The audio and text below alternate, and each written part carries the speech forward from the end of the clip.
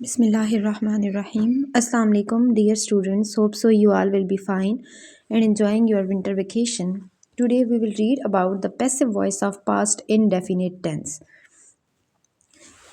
In active voice, the subject performs an action, but in passive voice, the subject receives an action.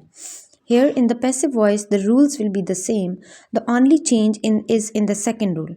मैंने आपको present में बताया था, एक हिंट बताई थी कि अगर वर्ब की फर्स्ट फॉर्म आती है तो आपने helping verbs is am are लगाने हैं, लेकिन अगर आपके पास वर्ब की सेकंड फॉर्म आ जाती है या डिड लगा हुआ होता है तो आपने उसमें क्या करना है, आपने हेल्पिंग वर्ब्स लगाने हैं वाज और वर।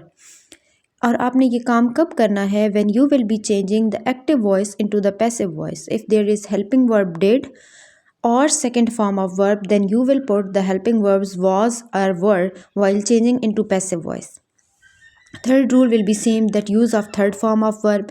Fourth rule will be same, that use of by. And fifth rule will also be same, that you have to change the pronoun.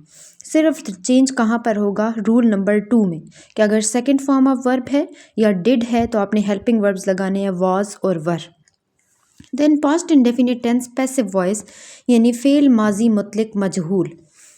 How will you identify that this is the passive voice of the tense. अगर आपके जुमले के आखिर में किया गया, की गई, किए गए, किया गया था, की गई थी, किए गए थे जैसे अल्फाज हों तो वो कौन सा टेंस होगा, पास्ट इनडेफिनिट पैसिव वॉइस होगा। For example, he broke the window, उसने खिड़की तोड़ दी, ये एक्टिव वॉइस है। अब हमारे पास broke second form of verb आई है, तो हिंट में मैंने बताया था कि जब सेकेंड फॉर्म ऑफ वर्ब आएगी तो हेल्पिंग वर्ब क्या लगाएंगे, was. The window was broken by him. There is the structure of active voice. देखिए, पहला है we played football, second form of verb लगी तो हम क्या लगाएंगे, football was played by us. फिर डिड लगा, फिर भी हम क्या लगाएंगे, हेल्पिंग वर्ब वॉज लगाएंगे। We did not play hockey, hockey was not played by us. Did we play hockey, was hockey played by अस।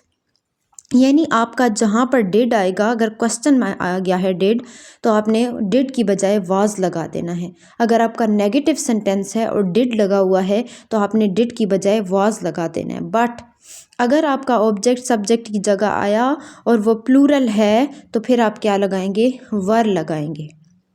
लेकिन अगर सेम फॉर एग्ज़ाम्पल फुटबॉल है, हॉकी है, क्रिकेट है, अगर वो सिंगुलर में आ रहे हैं तो फिर आप क्या लगा देंगे, वॉज लगा देंगे।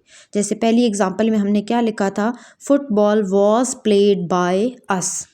Now your homework is that you have to follow the proper rules that I have told you in this video, and you have to solve the given example that you can see on your screen on your rough notebook. Thank you so much.